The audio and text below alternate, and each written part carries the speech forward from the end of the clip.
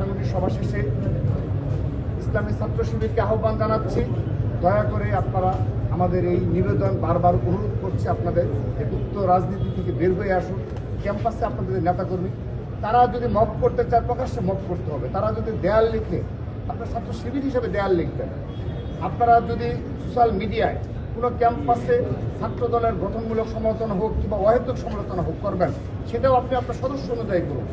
কিন্তু এগুলো না করে আপনার গুপ্ত অবস্থায় যা ইচ্ছে তাই বলে যাবেন, যেভাবে ইচ্ছে ঐক্যবদ্ধভাবে মব করবেন, তারপর সোশ্যাল মিডিয়া প্রপাগান্ডা ছড়িয়ে একটা অস্থিতিশীল ক্যাম্পাস তৈরি করবেন। দয়া করে এই প্রক্রিয়া থেকে বের হয়ে আসুন।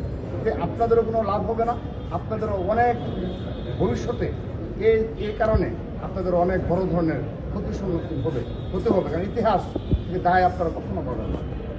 প্রিয় উপস্থিতি, আমরা অত্যন্ত ধৈর্য সহকারে আমাদের সকল ইউনিটকে সতর্ক করেছি যে আমরা বিগত সময়ে যেভাবে ধারাবাহিকভাবে সম্প্রীতিমূলক ক্যাম্পাস বিনির্মাণে যে ধৈর্যের পরিচয় দিয়েছে, আমরা তাদেরকে ধন্যবাদ জানিয়েছি।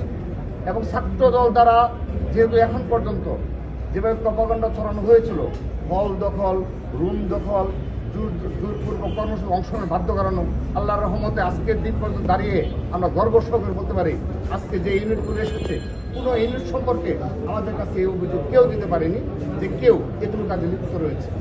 তো তারা যেন এই ধারাবাহিকতা অক্ষুণ্ণ রাখে, আমরা সেই কমিটমেন্ট নিয়েছি।